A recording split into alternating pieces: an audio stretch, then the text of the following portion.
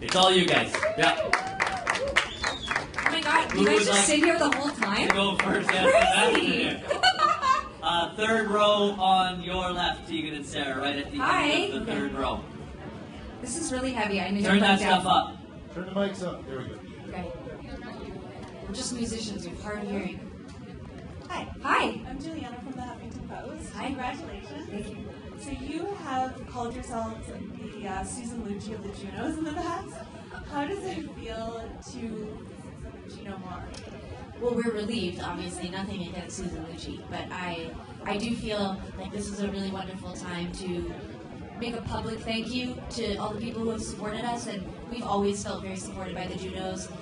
A lot of our albums have been nominated, a DVD was nominated, so you don't want to complain about not winning, because it's really just a wonderful thing to be acknowledged. Like, this is a great opportunity for us to say thank you to our fans and all the people who've worked with us for the last 16 years, and I mean, we're very public people anyways, but this feels very cool and appropriate and special, so we're really, really happy. Okay.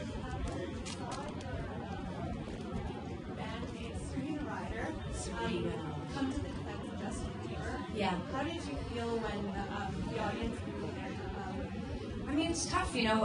Sara and I started out in the 90s, which our record company oftentimes tells us not to say because it makes us seem old, but we did start out before the internet was as relevant as it is now. And, you know, the social media presence of a band can oftentimes make the band seem bigger than it really is, and you get a lot of hanger-oners and people who just want to comment about celebrity, and I think that Justin Bieber is actually a very talented artist, and I think a lot of people just like to pile on and sort of make fun of him, but we have to remember that he has a mom and a dad and a grandma and grandpa, and he's actually really talented. He's been famous since he was a little kid. He's made some mistakes, but God knows Sara and I made actually way worse mistakes when we were teenagers, and we weren't famous. But we weren't famous, and I think we need to, no slag of the media, but we have this 24-hour news cycle now. We need to constantly have headlines, and I think it's really easy to pick on celebrities, and, you know, we've been publicly supportive of Justin Bieber. I actually think he sings really great pop music. I thought it was tacky to boo. I think it's tacky when people boo at hockey games. I think it's tacky to boo artists. Canadian. It's not very Canadian, so we were backstage when that happened. It made me feel sad, you know. We've only been booed once, and it was actually at the Winnipeg Folk Festival. Yeah, what? Yeah, because, I'll tell you why, because We weren't booed.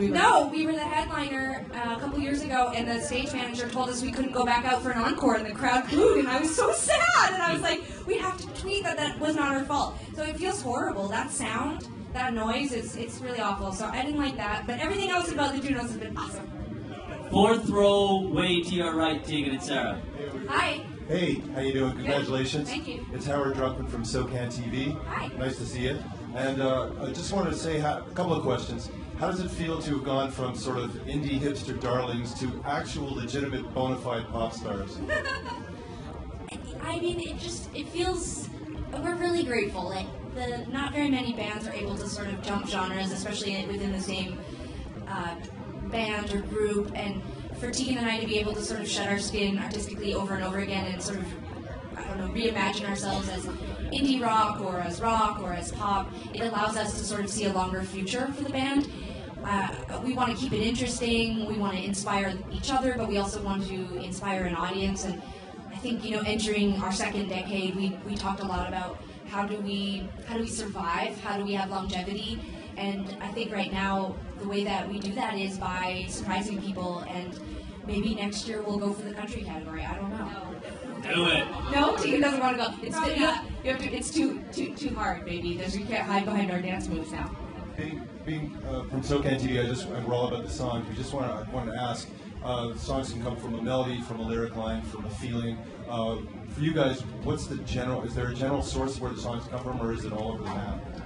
I mean, Sara and I have always just written about our experiences, and we love to write about love and relationships, and I think both of us are just inspired by the things that are happening around us. We've always been solo writers, and Heartthrob is actually the first record we collaborated on, so most of my songs on the record and a few of Sara's we co-wrote, so that was our first time doing that, and I think that as Sara said, we really respect one another and we challenge one another. At the beginning of Heartthrob, Sara told me that I should stop writing sad songs because I'm not actually very sad. So I'm actually quite a happy person and pretty easygoing. She was like, enough with the sad songs, who are you kidding?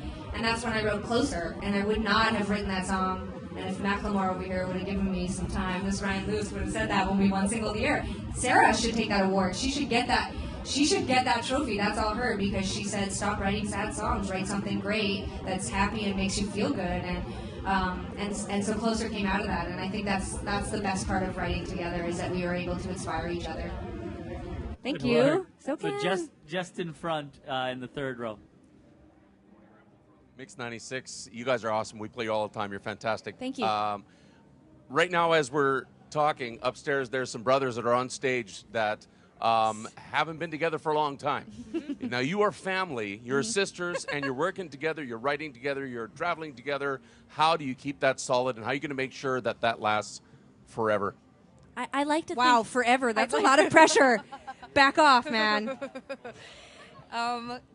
I want to believe that we've been through the toughest times, that we're going to have in our lives in terms of our relationship. I think, transitioning from high school to the early years of our band were challenging, and I'm very proud of the relationship that we have negotiated. And I'm not saying that we haven't traumatized those working around us, or that we haven't had the occasional abusive fight, but I do believe that we're very, very good at compromise, supporting one another.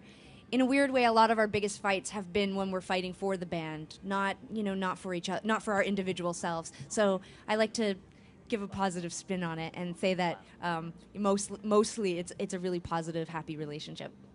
Sorry, this is the last one, just to your second row on your left. Hi. So last night, I believe you became the first Juno winner to actually run to the stage. Oh, wow. Yes. As far as what I've seen in the past, have you started thinking about a follow-up to Heartthrob? Every time we start writing a record, the songs sort of lead us in the direction of where we want to go and what we want to do and who we want to work with and what we want to accomplish. And I think we've just been so busy. Last year we worked 285 days. Our focus as a band has always been to be an international act and to tour all over the world and experience culture all over. And I think that we haven't yet had time to really sit down and say what is still left on that bucket list. And it sounds cheesy and sometimes very premeditated, but we're very candid about that. We're very ambitious. We really want to experience everything we possibly can using this vehicle of music. And so I think that after Heartthrob, it's really hard to say what will happen next, but we'll definitely be sitting down soon to talk about what Tegan and Sara should still do, Like maybe the Junos again. Maybe a country record. Just Sarah, keep your mind open. Sarah wants to do a country record. Keep your I don't mind know. open Fine. to it. I All love country. Nashville. Thanks you guys very Nashville. much. Thank Everyone you very wants much. them, they gotta go. Thank you. Thank you. Good job.